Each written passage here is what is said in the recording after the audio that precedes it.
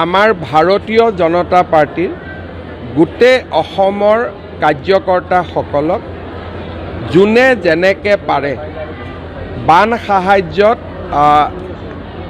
যোগদান কৰিবলৈ অনুৰোধ কৰিছোঁ। ভাৰতীয় জনতা পাৰ্টিৰ অসম প্ৰদেশৰ পৰা আমি প্ৰায় 2 লাখ পৰিয়ালক, যিহেতু তাত এতিয়া আটাইতকৈ প্ৰয়োজন কাপোৰৰ, আমি 2 লাখ আই মাতৃক একোখনকৈ মেখেলা চাদৰ আৰু 2 লাখ শিশুক আমি একোটাকৈ পিন্ধাৰ টি চাৰ্টে হওক স্পৰ্টিং গেঞ্জিয়ে হওক আমি দিবৰ বাবে সিদ্ধান্ত কৰিছোঁ। আৰু এই গোটেই প্ৰক্ৰিয়াটোত আমাক প্ৰায় 12 কোটি টকাৰ প্ৰয়োজন হ'ব।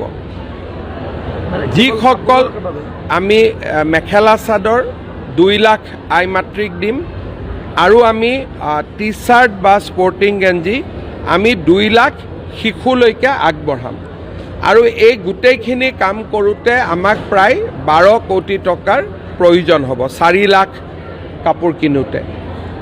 যিসকল ভাৰতীয় জনতা পাৰ্টিৰ কাৰ্যকৰ্তাই 2000 টকাৰ তলত বৰঙণি আগবঢ়াব খোজে, তেওঁলোকৰ বৰঙণি মই স্থানীয় বিধায়কৰ হাতত তুলি দিবলৈ অনুৰোধ কৰিছোঁ। 2000 টকাৰ ওপৰত যিসকলে বৰঙণি যোগাব খোজে, আমাৰ দলৰ ফেচবুক বা টুইটাৰ একাউণ্টত বা মোৰ ফেচবুক বা টুইটাৰ একাউণ্টত আমি একাউণ্ট নম্বৰ দি দিম।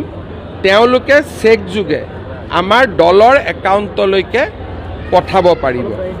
আৰু ইয়াৰ জৰিয়তে আমি প্ৰায় 2 লাখ আই মাতৃ আৰু 2 লাখ শিশুক আমি পিন্ধা কাপোৰ এযোৰ হ'লেও আমি দিব পাৰিম। আৰু আমি সৰ্বমুঠ 12 কোটি টকা সংগ্ৰহৰ লক্ষ্য লৈছোঁ। আৰু এই পুঁজি চৰকাৰৰ পৰা নহয়, ভাৰতীয় জনতা পাৰ্টিৰ কাৰ্যকৰ্তাসকলে এই পুঁজি আমাক সংগ্ৰহ কৰাত সহায় কৰিব। আমাৰ বিভিন্ন ৰাজ্যত থকা, অসমৰ বাহিৰত থকা ভাৰতীয় জনতা পাৰ্টিৰ কাৰ্যকৰ্তাসকলেও এই আমাৰ সাহায্য অভিযানত সহায় কৰাৰ আশ্বাস দিছে।